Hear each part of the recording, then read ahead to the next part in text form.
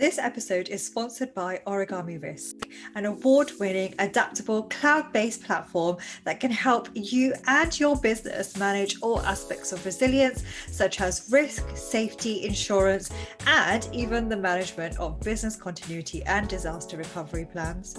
Because Origami's single platform connects all of these functions, it provides a unified view of risk, leading you to better decision making, thus better business resilience. To help you boost your business's resilience, Origami Risk has put together a collection of free ebooks and videos exclusively for the Resilience Pod family. To get access, visit origamirisk.com/resilience. Enjoy the episode. Everyone, welcome back to the Resilience Pod, the podcast helping you become resilient in our world full of disruptions. You're here with me, your host, Arena, saying thank you so much, as always, for tuning in.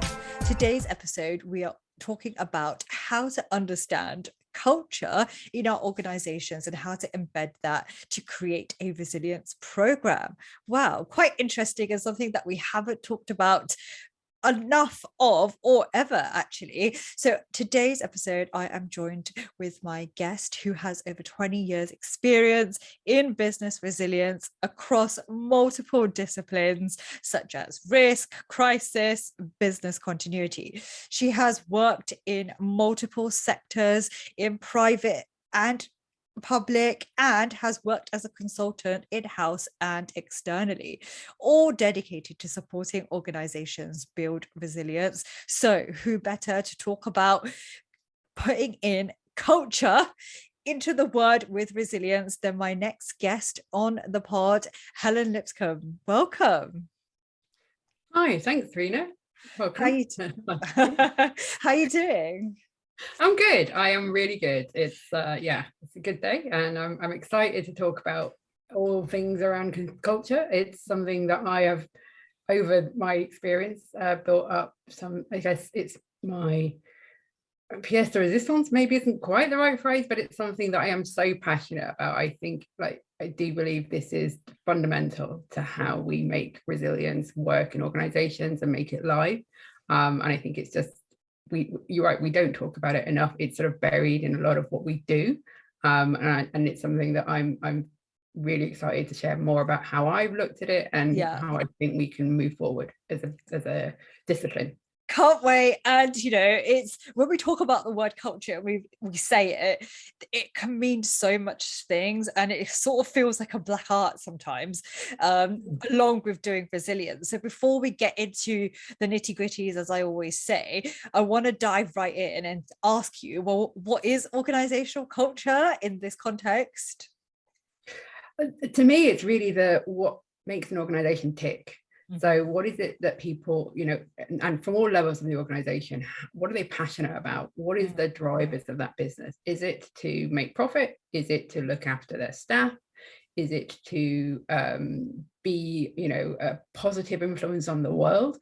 All of those influence their culture. So it's kind of that, how do they want to be seen? And then how are they working internally to kind of reflect that? And that's what makes up sort of that element of who they are, who they're seen as, and what drives them and what drives the organization. That's quite interesting, isn't it? And certainly not a way you would think to describe culture as well, but it is about that those people inside it. Now, moving on from that, we kind of sort of understand what organizational culture is. How can we then go about defining it?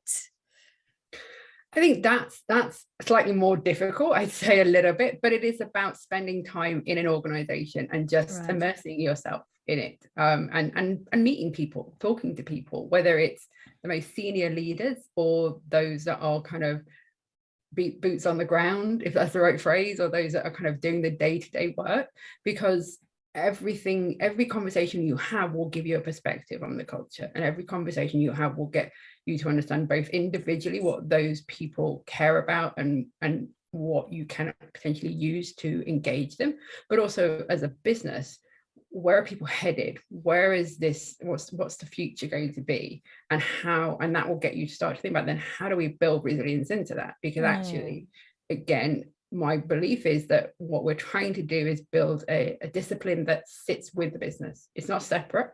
It's not something that we as resilience professionals manage and own. The business needs to manage and own it. And it only will work if it is connected to what they care about and what they're focused upon. That's quite interesting. And it's not, I like the fact that you said, like, you have to go in and chat to people to kind of define it, because you can't say, right, this organization is culture X, culture Y. There could be those characteristics, but ultimately there must be some variations, right? So does it actually vary? It does. And my experience, I mean, you mentioned at the beginning, you know, I've worked in a number of different industries, a number of different sectors. Each one of those industries has had its own culture, but even organizations that you would think are similar because they're in the same industry, they have a very different culture, just because it's how their leadership work, how they again, how individuals come together to make decisions, what their decision making processes are. So it really does vary, and that's why it's not sort of simple as saying, all right, so if it's an NHS organization, this is the culture, or if it's a rail industry or a transport organization, this is the culture. You have to work with the individual organizations and spend time. I actually, my biggest thing is, I say, just be nosy, just be open and nosy, and just be like, just talk to me, tell me what it is that you care about, what is it that you do, because actually even just those very simple, straightforward conversations help you to build up that picture of, again, what it is that's driving that individual or that organization forward. It's quite insightful, and I love that, like, be nosy, because inherently we love doing that, don't we? We might not admit it, but it's natural part of us, right? And we're just putting it under the understanding your organizational banner, really. What do you say to that? Yeah, I don't mean to say we don't talk about it. I mean, I have actually interviews used that as a way of saying, you know, I know I don't know your industry if I'm coming in from a different sector, but I'm really nosy and I really want to know your industry, and I'm going to spend time learning it. And just even by that, it's sort of that showing that openness to, I'm not going to say I'm an expert in what you do. And actually, I would never say I'm an expert in any business that I've worked in. I understand it. And I spend time learning it. But what I am an expert in is in resilience. And I know what we need to build. I know what resilience professionals need to do. And I also know that has to change every organization I work at. So it's not going to be just, okay, well, I did it like this in an X organization, Y organization is going to be the same. I have to think about this. I have to say, okay, so if I worked for, I mean, if you look at my CV, I worked for QVC, was one of my roles. So I worked for a retailer, but as a public broadcaster as well. So what we did for them worked really well for them, because it focused on the things that they needed to focus on. But it wasn't the same as when I'd worked in an NHS organization, because their attitudes and their approaches had to be different.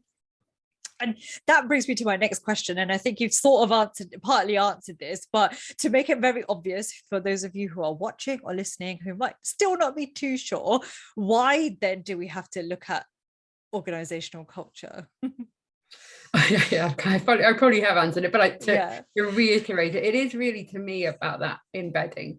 So again, we talk a lot in our industry about how do we embed resilience? How do we make it part of the day-to-day operations?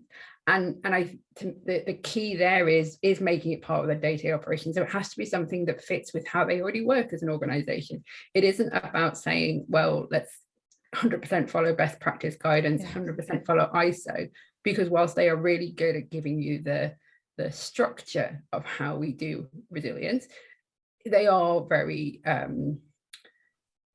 academic almost in some senses, and that's not real life. And what we need to do is work out what's the real life application of these practices, and that you do by talking to individuals and say, and also testing. You know, it's not, again, I'm not going to say that I've gone into every organization and the first time I've done it, I've got it really well, it's gone perfectly and everyone's on board, because that's not right. That's not real either. You try different things and you use what you know from previous experiences, and you learn and adapt.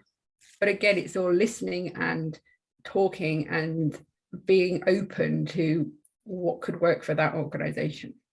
And that gives you really good leverage, right? Because if you're going and talking to people, understanding like the different cultures, you understand more and you can make it more relatable, I find. And something that's really interesting to pick up on what you said is that you talked about like you've got all these experiences in different industries, and like they differ, right? They could be defined differently, that like the culture looks different. But even within one business, because there will be some of us who are watching or listening who have spent like the last 15 years in the same organization, but I want to point out that even within a business, there's different cultures in different teams as well. Have you also found that? And then moving on from that is kind of, I want to touch on like, why is it so important and what is the impact if we don't look at that? So 2 questions roll into one. So let's see if you remember. That's fine. I mean, and absolutely, you're right. It you know, again, coming back to, there's not one uniform way of rolling out a resilience program. You absolutely have to spend a bit of time with individual departments and recognizing that, you know, a supply chain department generally will understand what you're talking about a lot better than a finance team, who are kind of like, oh yeah, I know I need to do this, but I don't really want to do this. And so you have to adapt your approach and your style to those different teams. And that is, to me, ultimately because their culture and understanding of what they're focused on is different. So if you're not kind of being aware of that and you're not thinking about that, then you aren't going to be able to roll out a program that's going to be successful across the business. The other piece of that, and I think then I might have to come back to your other question, was it changes. Culture changes. So, you know, leaders change, and with that, culture changes. So if you've been in an organization for the last 15 years, I find it really hard for anyone to say, and it's exactly the same as it was 15 years ago. Every organization I've worked in, and I've not worked in many organizations for more than 3 years, their culture has changed even in a very short period of time, and continues to adapt and change because the world around us is changing so dramatically. You can't just stay sort of stationary and this is the way we do things. I mean, the last 2 years, if nothing else, have shown us how much organizations have had to shift, and with that, their cultures have to shift because they've had to work differently. So even if you've been in an organization for a few years, you've got both that different cultures in an organization and also that sort of leadership level culture, which probably is driving most of it, continually evolving as things do change. And you have to kind of, again, be aware of that. So, but the big thing for me is around building a network within an organization to say, you know, who are my key points of contact? Who are my key customers? And how do I make sure that I keep going back to them to check that things are still growing the way they should do? And I still know what's their primary focus, what they're most concerned about. Gosh, you have like nailed some, you've just put so much, like my head's buzzing with all these things that we could note down on this, because everything you've said is so true, and you've really sold us on the why we should look at organizational culture, not just generally, but when we're trying to input resilience, because it's one of those things that we're probably already doing but not realizing. But if we're not strategically doing it, it's something we need to start doing, because actually you probably get more buy-in from that. And it's been fantastic, very insightful, love it so far. Now back to like, let's just do a quick recap. We're talking about organizational culture and how it links to resilience today, guys. And so far we've heard from Helen like what it is, how it can be defined, it varies, we understand that. Why look at it, you know, if you didn't know, you know now. What are your thoughts on this? Let us know. Now the big question, well, one of the big questions I want to ask, and I alluded to earlier, and I think we had to pause a bit there just to reflect, is what is, Helen, the impact if we just don't look at this, look at organizational culture? And to me, the biggest impact is that you have kind of 2 different sects of an organization. You have an organization, or you have the resilience lead who is managing resilience, and you have the organization, and they're not connected. and there isn't an overlap. There'll be some teams that will do it because you're telling them to do it, and they're really good and they get it and they just do it, because we all know that there are always some teams that you don't have to spend a lot of time with. They just understand it and they just do it. And there'll be a lot of other teams who are haven't even got this on their radar, because it's seen as something that's managed centrally by the business continuity team or the resilience team, and they're not connected. And that to me, I think, is the biggest risk of not understanding culture and not shaping your approach to fit a culture, is that it's just something that is you might get it done from a tick box exercise perspective, but it won't live on, and it won't be something that the business truly owns. And that, again, for me, I mean, one of my biggest things, again, when I get into talking to individuals, even at interview stages, I don't believe that I'm trying to create myself a big team role or long-standing position in an organization.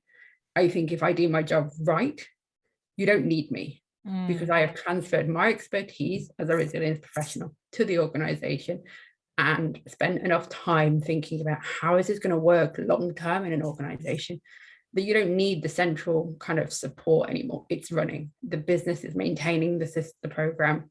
Yes, occasionally they need a little bit of assistance on exercises, but certainly you wouldn't need the level of support that we often have to put in when you're first putting a program in place.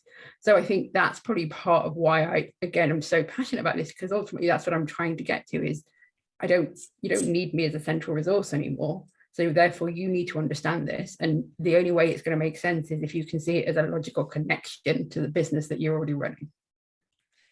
Love that. And I love how you've said, you don't need me as a central resource. It's that empowerment, isn't it? And funnily enough, that's exactly how I work, in the sense that I don't want to be relied on consistently on how to do the whole process. I want to empower, say, the leads to go off and do it themselves, and then they come back and I give them more assurance kind of piece, or push them for the exercises, because most people don't like doing that, physical or resilience exercises. So that's really incredible that you've mentioned this. And something really worthy to note, if you are watching and listening, is to really understand this impact, because actually we really need to understand why we're doing this. And then, like, are you actually doing it because you want the power, or is it about like transferring that and actually the empowerment part, which plays into overall culture as well? So really insightful.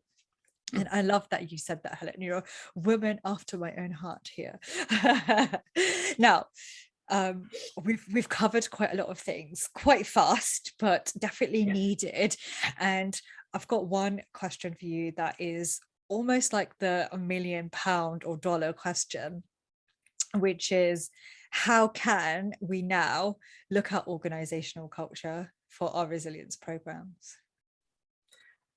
I think, again, for me, that just comes back to almost what I've touched on already. And it is just about being transparent and open when you're talking to individuals, and being straight, upfront, and saying, I don't know, I'm never going to go into somebody that runs a surgical ward and profess to understand how they run a surgical ward, or I'm never going to go into a retail store and say, I know how you run a retail store. But I know that there are risks inherent in running a retail store or a surgical ward, and that you need to make sure that you can continue to operate. That's what I do know. That's my expertise. And I know how to get you to think a bit differently about some of those risks, get you to do some scenario-based discussions so that you're testing your theories, and just get you to document things in a structured way. That's what I can help with. And being transparent and open, and just almost, as I said, being nosy and being curious. So it's about, I'm not the expert in that. I'm not the expert in an industry, but I'm interested enough in how, if different industries work, to spend time with an individual and almost be just available to them to answer questions. And I think it's that building up a relationship initially is the key. So we all obviously spend a lot of time when we join organizations talking to lots of people, and quite often it's quite exhausting because we don't know all these people. They know our name because we're the one person that's new, and they tell us lots of names and we get very confused. But after that kind of initial melee, almost, you kind of think going back and spending time again back with that, who are your key customers, who are the key business areas that you're going to be working with, and building up relationships with them, just being interested in who they are, being curious about what they do, and not, you know, how that contributes to the whole of what a business does. Spending time building that connection with an individual, I think, is the fundamental starting point, because from there you kind of have that ability to have that internal network that I talked about, which is your kind of sounding board of when you're thinking about how do I adapt the program, how do I move the program forward. You've got a key group of people that you can go back to and say, look, this is what I'm thinking about. What does that sound like? How would that work in your part of the business? So you've got sounding board all the time. You're not on your own doing this, and that to me is a big part of it. And it depends on how you're set up as a practitioner, but often we are sole practitioners. We are the individuals that have been given the responsibility for putting resilience in place. We don't have someone else to talk to because we're just the expert in the business, and we don't often have a big team of people. If we do, it's great, and at least you can have that sounding board there. But when you haven't got that, and I've had that in most organizations I've worked in, you then need people to help you. You need people to just challenge your perception, or challenge what you're thinking about, and challenge how you can implement something that might have worked in a different part.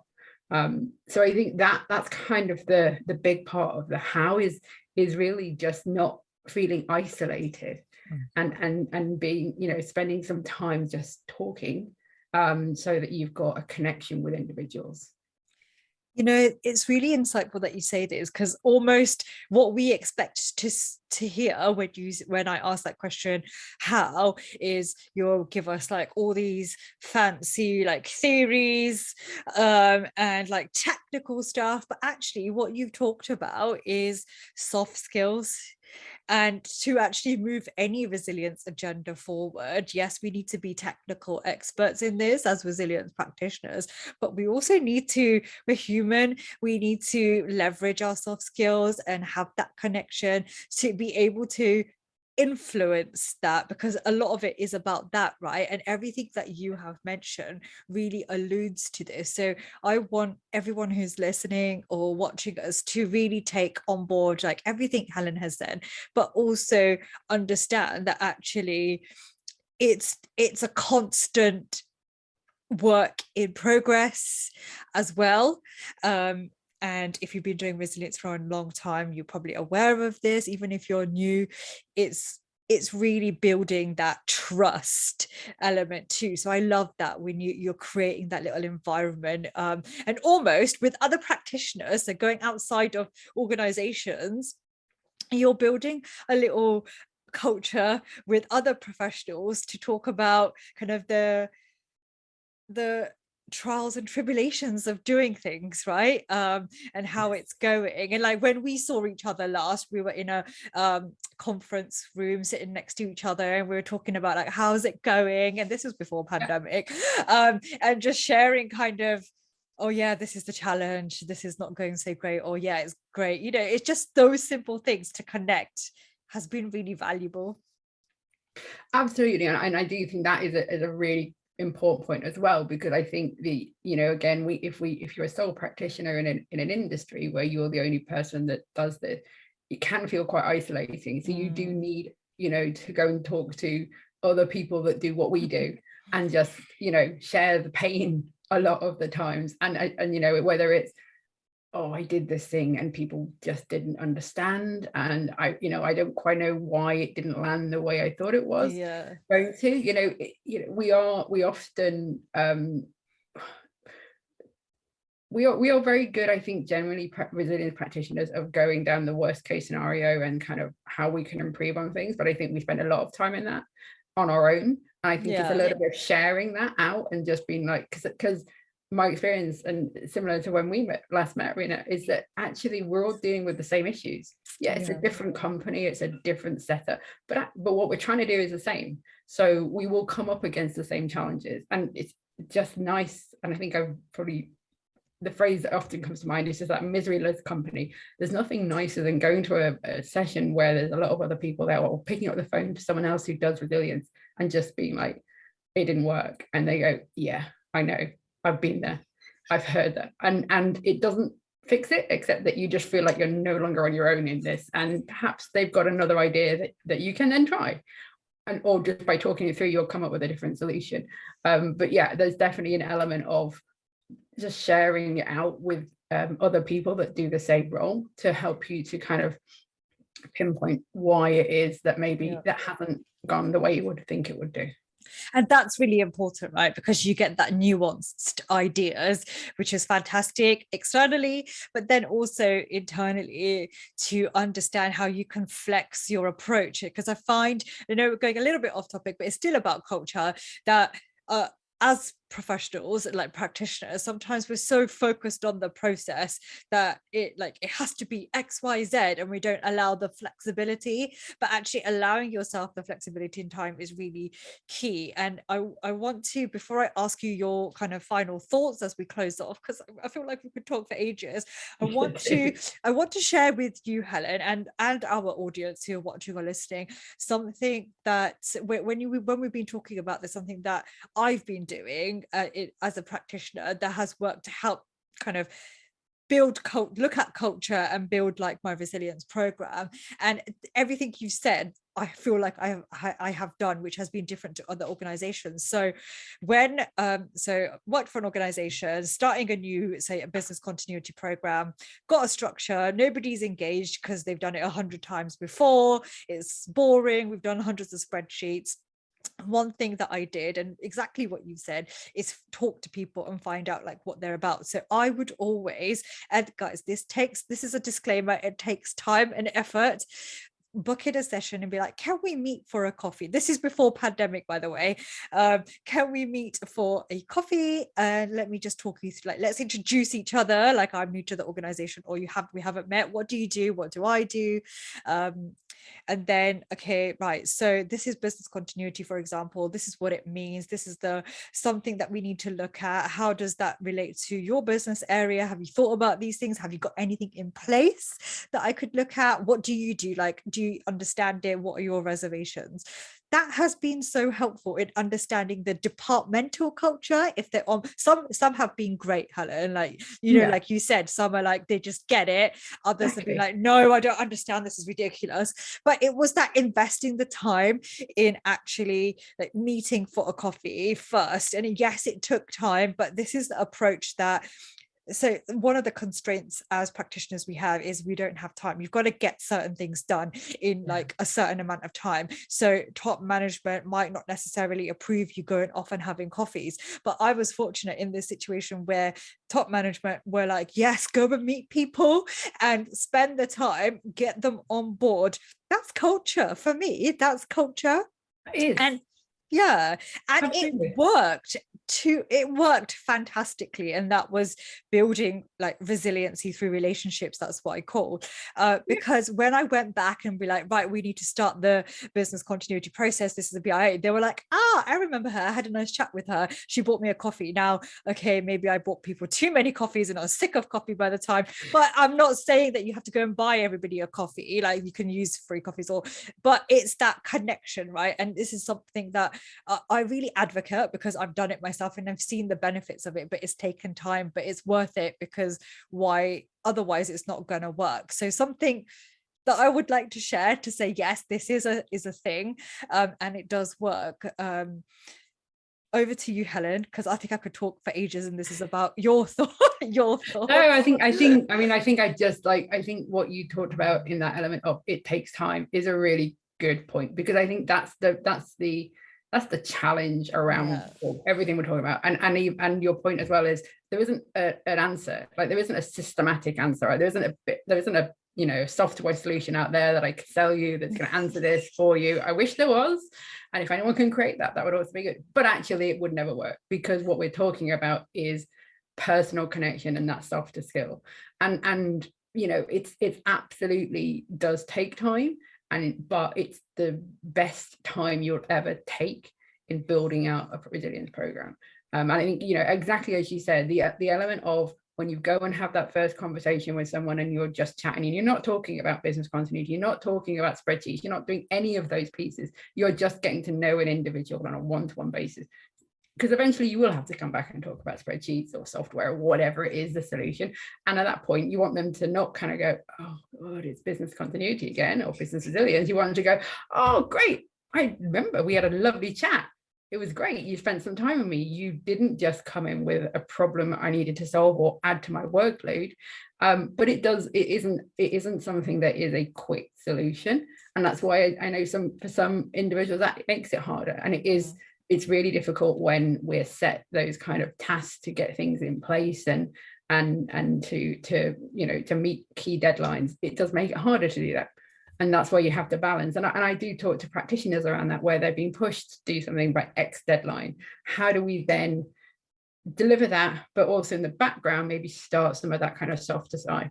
So it's not ignoring the requirements that your leadership is setting to you, but recognizing that whilst that might meet the requirement right now, it is not going to provide that longevity that we all want to get to.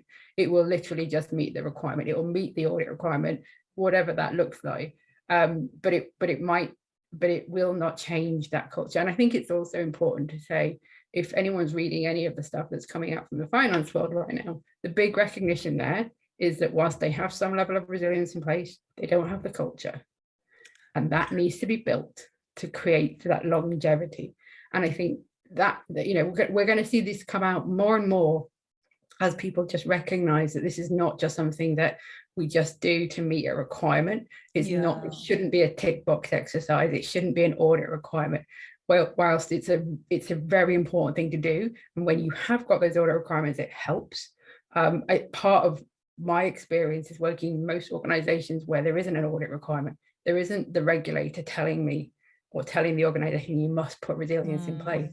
So already you're off to it has to be something you influence people to do, because it's an additional ask that there isn't that kind of the big stick to beat someone with, because we don't have the big stick. We don't have someone that's going to come in and check up on us.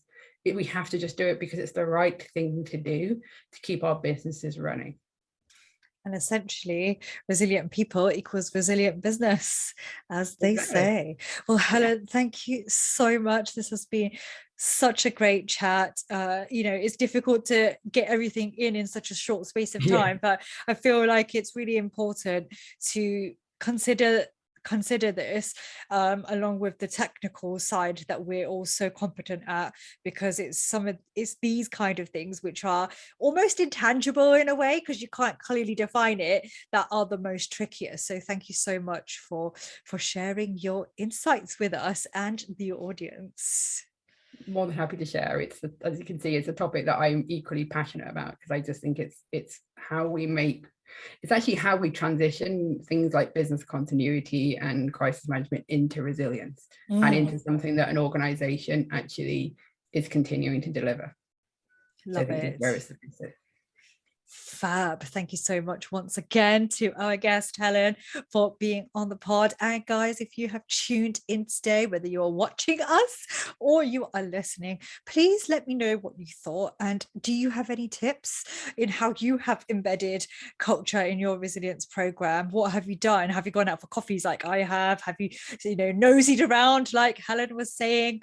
Have you created that culture of like, okay, I don't have time, I'm just going to go in for it? Even if you have and you want to admit it, it's an open space, safe space here. So comment below and let us know and drop us a line, because at the end of the day, we're building a community here, and it's all to help each other become resilient in our world full of disruptions. So that is it from me, your host, Arena Singh. Don't forget to like and subscribe to the pod, and until next time, keep on investing in your resilience.